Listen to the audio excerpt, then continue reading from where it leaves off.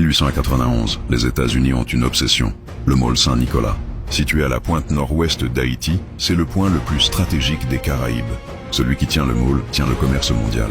L'Amérique veut en faire son Gibraltar.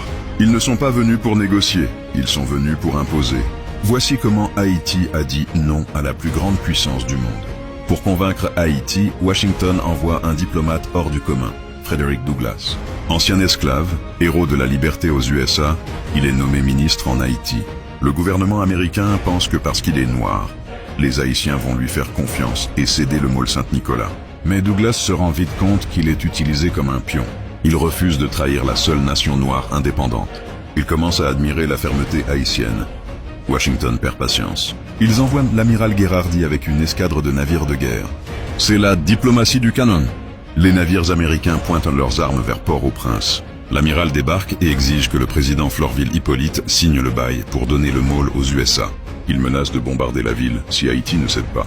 Le pays est sous pression maximale. Tout le monde pense que le gouvernement va craquer. Mais l'Amérique tombe sur un adversaire de taille. Anténor Firmin.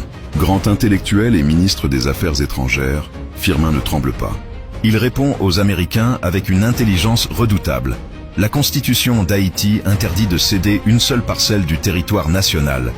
Vous voulez le môle. Vous devrez nous passer sur le corps. Il dénonce l'hypocrisie des USA qui parlent de liberté mais agissent comme des impérialistes. Face à cette résistance juridique et morale, l'amiral Gherardi doit repartir les mains vides. Humiliés, les États-Unis n'oublieront jamais cet affront. Frederick Douglass, dégoûté par les méthodes de son propre pays, démissionne. Ne pouvant pas prendre le môle Saint-Nicolas, les Américains jetteront leur dévolu sur Guantanamo à Cuba quelques années plus tard. Mais le refus d'Haïti a eu un prix. Les USA ont commencé à isoler le pays économiquement, préparant le terrain pour l'invasion de 1915.